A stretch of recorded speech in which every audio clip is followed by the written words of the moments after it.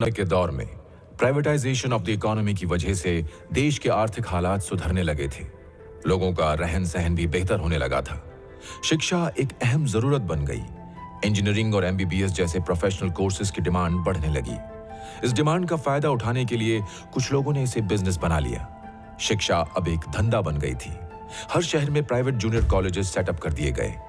EAMCET coaching centres के जरिए बेहतर एजुकेशन के नाम पर वो अपने स्कूल्स की फीस बढ़ाने लगे और उसी दौरान स्टेट गवर्नमेंट्स सरकारी जूनियर कॉलेजेस चलाने में नाकाम होने लगी। हालात इतने बुरे थे कि सरकार लेक्चरर्स को सैलरी तक नहीं दे पा रही थी। इसी बात का फायदा उठाकर प्राइवेट कॉलेज ओनर्स ने सबसे अच्छे प्रोफेसर्स को मोटी पगार का लालच देकर खरीद लिया। कई गवर्नमेंट कॉलेजेस लेक्चरर्स न होने की वजह से बंद होने लगे। गरीब स्टूडेंट्स जिनके लिए प्राइवेट एजुकेशन पहुंच से बाहर थी, बहुत बड़ी समस्या से जूझ रहे थे। तब उनके माता पिता ने आंदोलन और मोर्चों का सहारा लिया। प्राइवेट कॉलेजेस का बढ़ता धंधा ऑपोजिशन पार्टी की आंखों में चुभने लगा। प्राइवेट कॉलेजेस बंद करो। इस बात से जाहिर होता है कि हमारी सरकार में दम बिल्कुल नहीं है। पिछले 5 साल से ये प्राइवेट कॉलेजेस शिक्षा के नाम पे धंधा कर रहे हैं। आपको बता दूं, मेरी ग्रेजुएशन की पढ़ाई 5000 में हुई है। श्रीनिवास त्रिपाठी एजुकेशनल इंस्टीट्यूट्स का चेयरमैन और प्राइवेट जूनियर कॉलेज एसोसिएशन का प्रेसिडेंट। जब सरकार अपने गवर्नमेंट जूनियर कॉलेजेस चलाने में नाकाम होने लगी, तब उन्होंने फीस रेगुलेशन बिल लागू करने की योजना बनाई ताकि उनकी साख भी बची रहे और त्रिपाठी के प्राइवेट कॉलेजेस पर लगाम लगाई जा सके।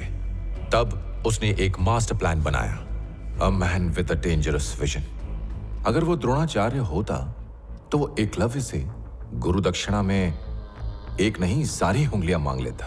Private junior colleges government colleges के साथ मिलकर काम करेंगे। जो सरकारी जूनियर कॉलेजेस बंद हो गए हैं उनके साथ हम जुड़ेंगे और उन्हें चलाएंगे। हम अपने बेस्ट लेक्चरर्स वहां भेजेंगे और उनकी पगार भी हम ही देंगे। ऐसा कैसे कर सकते हैं? मुझे नहीं लगता ये गलत है। ऐसा सोचा भी कैसे? साइलेंस। अरे मुझे किसी का डर नहीं। ये क्या बात हुई त्रिपाठी? तुम्हारे मन में जो आया तुम टीवी पर बकबक करके चले आए। चुप रहो। भिखारी को एक रोटी देने से पहले भी 2 बार सोचता हूं। जो भी बोला है मैंने सोच समझ के बोला है।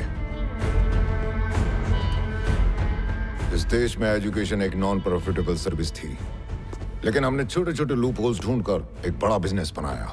लेकिन एक fees regulation bill can finish all of us.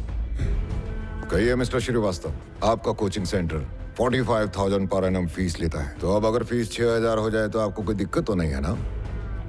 और आप सर मिस्टर रामानुज, आपका इंस्टीट्यूट 80% फीस कैश में लेता है, सब जानते हैं। अगर इनकम टैक्स की रेड पड़ी तो तुम तो निकल लोगे। त्रिपाठी, अगर तुम सारे के सारे बेस्ट प्रोफेसर्स गवर्नमेंट कॉलेज में पढ़ाने भेज दोगे तो यहाँ पढ़ने कौन आएगा? कुछ तो दिमाग लगा सुधाकर।